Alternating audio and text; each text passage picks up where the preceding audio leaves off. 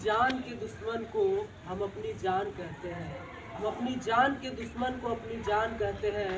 मोहब्बत की इसी मिट्टी को हिंदुस्तान कहते हैं। हिंदुस्तान कहते हैं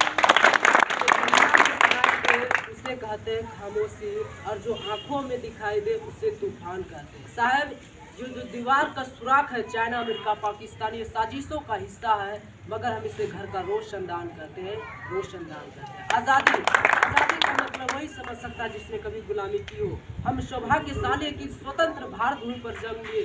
यहाँ स्वयं देवता लोग भी जन्म लेने के लिए तरसते हैं, क्योंकि यह भारत भूमि महापुरुषों की जन्म अवतरण भूमि है। यह स्वर्ग और मोक्ष प्राप्त करने का साधन है। आज 26 जनवरी गणतंत्र दिवस पर यह भाषण मैं इसलिए प्रस्तुत करना चाहता हूँ कि आप सभी तक ये बातें पहुँच सके कि जो हम भारतवासी चैन की सांस ले रहे हैं, आज़ादी से जी रहे हैं, ये सब मुफ्त में नहीं मिला।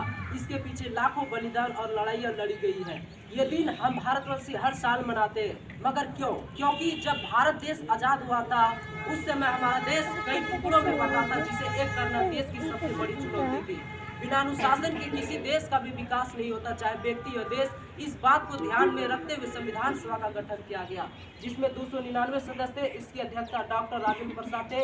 इसकी पहली बैठक 1940 के दिसंबर महीने में हुई थी और 2 वर्ष 11 महीना 18 दिन में अंततः 26 नवंबर 1949 को हमारा एक नया संविधान बनकर तैयार हुआ और 26 जनवरी 1950 ईस्वी को पूरे देश में लागू कर दिया गया।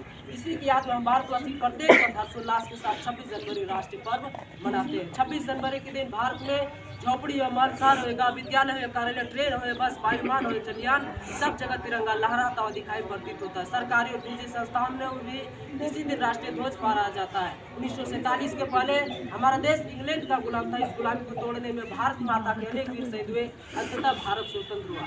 अंग्रेज लोग मजबूर होकर भारत छोड़कर भागने लगे। इस आजादी की लड़ाई में महात्मा गांधी का नाम इतिहास के स्वर्णिम पन्नों पर सर्वोपरि है। भारतीय इतिहास से यह पता चलता है कि हमारे पूर्वजों ने कड़ी मेहनत की थी और अंग्रेजों के क्रूर व्यवहार का सामना कैसे किया था। हम अंदाजा भी नहीं लगा सकते कि ब्रिटिश शासन से भारत के लिए आज़ादी कितनी मुश्किल थी। यह आज़ादी कई महान स्वतंत्रता सेनानियों के जीवन के बलिदान 1857 से 1947 तक कई दशक संघर्ष करने के बाद आज़ादी मिली।